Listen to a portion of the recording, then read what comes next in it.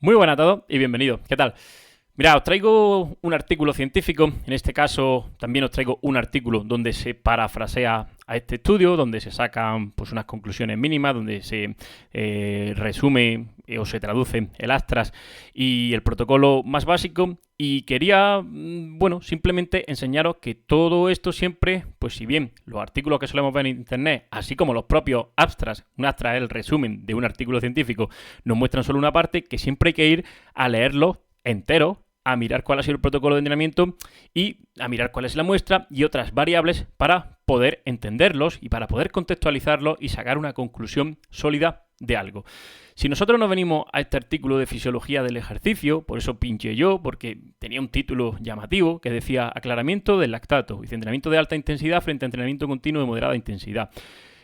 Bueno, básicamente lo que hace es explicar las conclusiones de este estudio que os voy a mostrar aquí ahora, que tenéis por aquí, que en la propia web, en el artículo de fisiología del ejercicio de la página de Chicharro, podéis descargar y echarle un vistazo. En ese artículo lo que han hecho básicamente pues ha sido coger a 21 sujetos, en este caso 21 hombres jóvenes, adultos, pero vamos a decir que no entrenados en ninguna modalidad concreta de entrenamiento, tampoco diríamos que sedentarios, tal y como explica la muestra del estudio, pero que no están en una condición física especialmente alta, ni que tampoco entrenan para nada de manera específica, ¿vale? Pues han cogido a esos 21 hombres y los han sometido a la mitad de un entrenamiento y a la otra mitad de otro entrenamiento. ¿Cuál es ese entrenamiento a los que han sometido a cada uno de los grupos? Pues si nos vamos al protocolo del estudio, a donde suele poner intervención, dice, un primer grupo ha hecho un entrenamiento de 8 semanas de intervalos de alta intensidad, es decir, 30 segundos de trabajo de sprint, que realmente no le podemos llamar sprint porque lo está valorando en base a la frecuencia cardíaca máxima. Básicamente lo que han hecho ha sido correr 30 segundos al 85-95% de la frecuencia cardíaca máxima con 3 minutos de recuperación caminando entre esos intervalos. Bueno, ya aquí podemos discutir si eso es alta intensidad o no, según se mire, según se, digamos, se calcule o se regule la variable intensidad, pero bueno, vamos a asumir que es entrenamiento de alta intensidad. Y el otro grupo, pues lo que ha hecho ha sido correr de manera continuada a un ritmo del 65%, 75%, como pone aquí, de la frecuencia cardíaca máxima, ¿vale? De alguna manera han hecho el cálculo para que lo que ha corrido el grupo continuo equivalga a lo que ha corrido, en este caso, el grupo de alta intensidad, para equiparar un poco los volúmenes de ejercicio, y lo han hecho con calorías, es decir, han intentado calcular de manera aproximada que ambos grupos pues gastaban aproximadamente lo mismo. Y todo esto pues lo han calculado en base, como hemos dicho, a la frecuencia cardíaca y la famosa fórmula de 220 menos la edad, que ya sabemos que no es la más exacta, pero igualmente para la práctica nos vale. ¿Ok? Bueno, así que esa es la intervención más básica, ¿no? Digamos, si queréis profundizar un poco los detalles, pues vais al artículo y lo leéis tranquilamente. Yo de memoria tampoco me recuerdo todo, tendría que pararme aquí tranquilamente a verlo también, analizarlo, y se me puede ir mucho tiempo y os voy a aburrir. Bueno, pues eso es la intervención de ejercicio.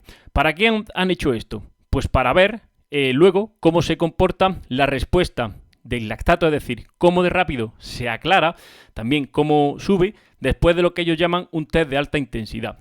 Ese test de alta intensidad, está por aquí descrito también, consistía en correr 1 minuto a 20 km por hora. Es decir, antes de hacer las 8 semanas de entrenamiento, ya fuese en el grupo de alta intensidad o en el grupo de moderada intensidad y continuo, hacían 1 minuto de carrera a 20 km por hora, le hacían muestras de lactato después de ese test al minuto, es decir, le pegaban un pinchacito, le sacaban una muestra de sangre al minuto, a los 3 minutos y a los 5 minutos. Se iban las 8 semanas a entrenar, cada grupo por su lado, y a las 8 semanas se les volvía a hacer el mismo test. Se les hacía correr durante 1 minuto a 20 km por hora y se les volvía a medir los valores de lactato. Y esto lo llaman un test de alta intensidad. Bueno, ya os he explicado antes que a mí lo del protocolo de trabajo de alta intensidad con las variables que hemos visto, bueno, podría ser, digamos, que discutible, y este test igualmente para esos sujetos es de alta intensidad, pero para un sujeto entrenado correr a 20 km por hora durante 1 minuto realmente no es de alta intensidad. Y esto lo voy a explicar conmigo mismo porque he ido esta mañana a hacer este test o este tipo de carrera y he medido el lactato. Y vais a ver que, algo que no me sorprende, las respuestas de lactato son muy diferentes las mías respecto a esos dos grupos que aquí se están analizando. ¿Por qué? Pues por lo que explicaba al inicio, porque la muestra de este estudio, como vemos aquí, son estudiantes sin una condición física especial, que no están altamente entrenados, que simplemente, pues bueno, tenían buena salud, pero que no tenían ningún tipo de adaptación crónica al ejercicio y que pues realmente tampoco entrenaban de manera sistemática ni fuerte. Evidentemente, sus valores de lactato después de ese test iban a ser muy diferentes al respecto de los míos, y ya no os cuento de un deportista que esté entrenado en este tipo de trabajo de una manera todavía pues más sistemática, porque yo no soy un gran atleta y por mi perfil pues normalmente voy a tener una gran producción de lactato debido al tipo de entrenamiento que hago. Aún así, como os decía, ya os adelanto un poco de spam, que los niveles han sido evidentemente mucho más bajos que los que daban estos chicos en este estudio, y ahora explicaré por qué. Bueno, creo que me he explicado bastante bien en cuanto al protocolo. Repito que esto es relativamente complejo. Bueno, es muy fácil, pero que hay que tomarse un tiempo en leerlo tranquilamente y que podáis ir al artículo a leerlo, ¿vale? Bueno, vamos a ver aquí varias cosas. Primero, la conclusión del artículo o del estudio, y la que sacan aquí en la página web de Fisiología del Ejercicio también, pues bueno, tiene también, como he dicho, muchos matices y ahora lo discutiré. Pero vamos a ir a lo que estábamos viendo al principio, a esa respuesta de lactato, ¿vale? Si nos venimos al artículo y cogemos la tabla, aquí lo tenéis. Tienen una medida pretest, es decir, una medida antes de hacer ese entrenamiento, tanto de intervalos de alta intensidad como de entrenamiento moderado, continuo, durante 8 semanas. Vamos a imaginaros que empezamos el día 1 de un mes, que estamos las 8 semanas, y hacemos las 8 semanas y volvemos a hacer el segundo test. Pues eso es el pretest. Bueno, no lo había dicho, en mitad del entrenamiento sí que medían, y el posttest. A nosotros nos interesa el pretest y el posttest después del entrenamiento, después de las 8 semanas. Bien, ¿qué es lo que tenemos? Pues tenemos unas respuestas media, ¿no? Unos picos también de lactato y unos valores que varían en función del sujeto, pero que más o menos en la media son los que son. Si nos venimos al pretest, por ejemplo, antes de que estos sujetos entrenasen tanto en el grupo HIIT como en el MIT, un entrenamiento moderado continuo de alta intensidad, nos encontramos que estos sujetos obtenían picos de lactato antes de entrenar de 14,16 milimoles, ¿vale?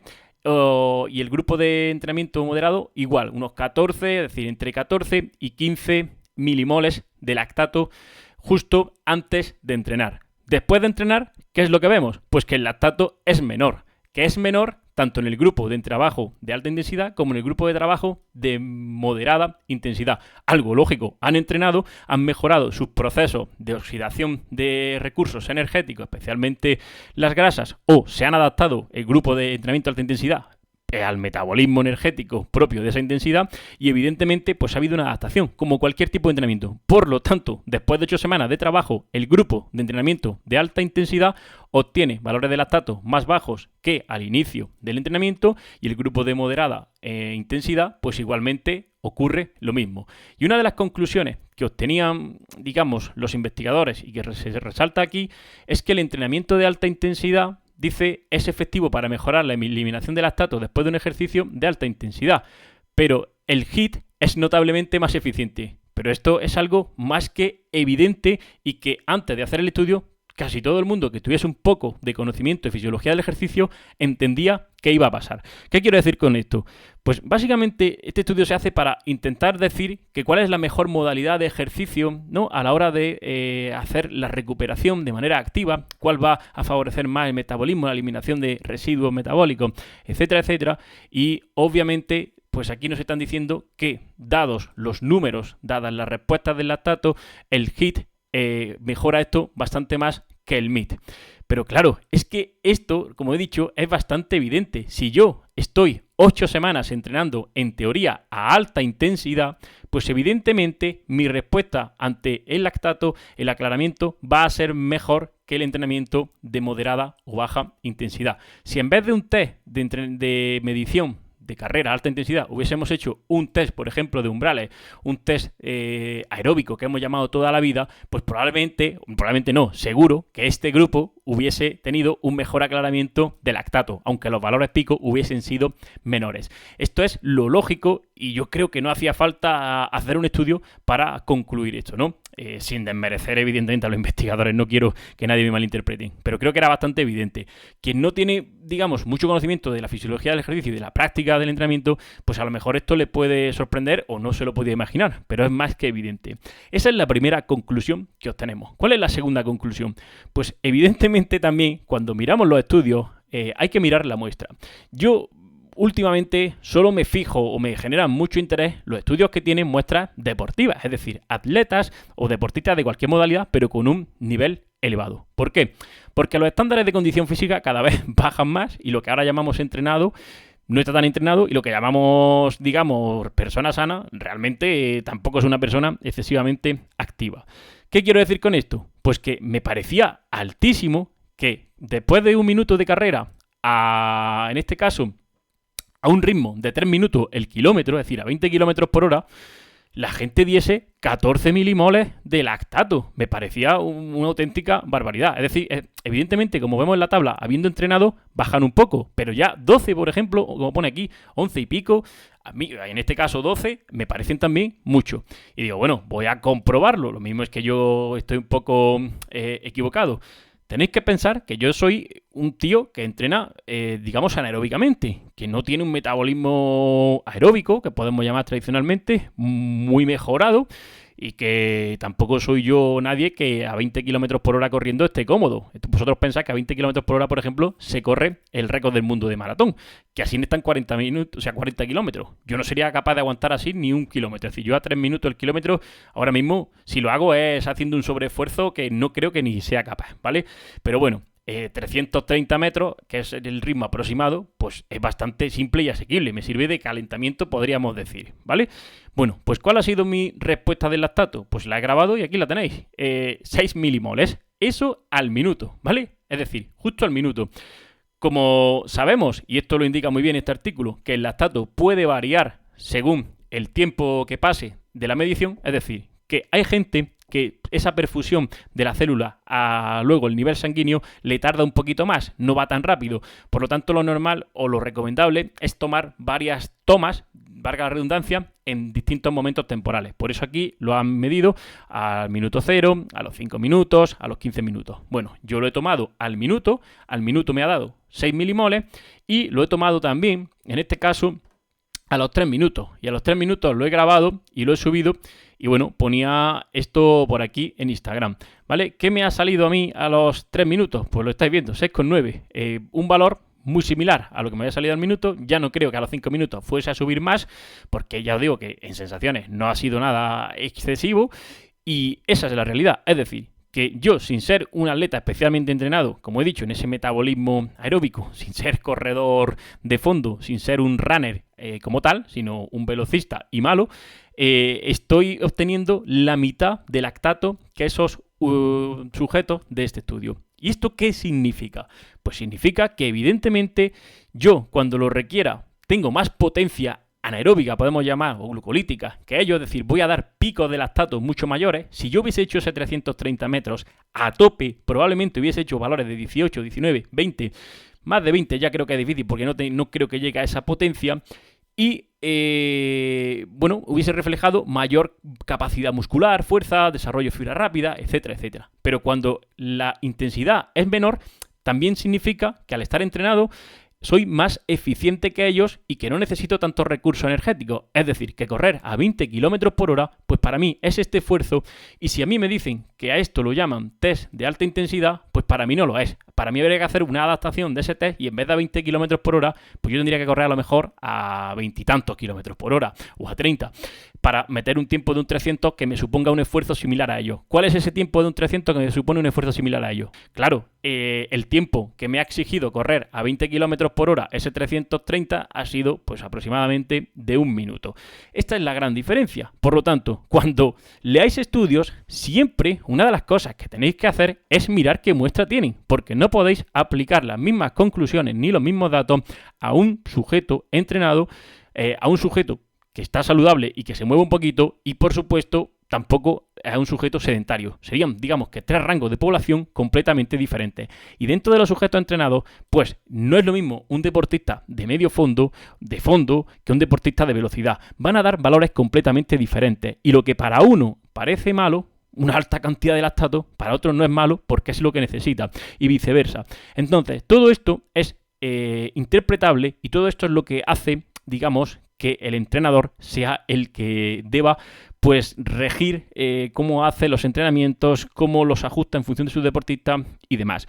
Conocimiento significa ciencia como esta, más experiencia y ajustarlo todo a un contexto determinado. He dicho un montón de cosas. No sé si me he explicado, me había entendido. Los que me seguís, yo creo que sois bastante friki y más o menos sabéis por dónde voy. El que llegue nuevo y no se entere de nada, lo siento, no lo puedo hacer más sencillo. Si tiene curiosidad y le pica esto un poquito, pues bueno, que venga al estudio y que lo lea y que vaya introduciéndose en este mundo de la ciencia de deporte, que para mí es maravilloso. Así que nada, nos vemos en el siguiente vídeo. Espero que os haya resultado útil y hasta luego.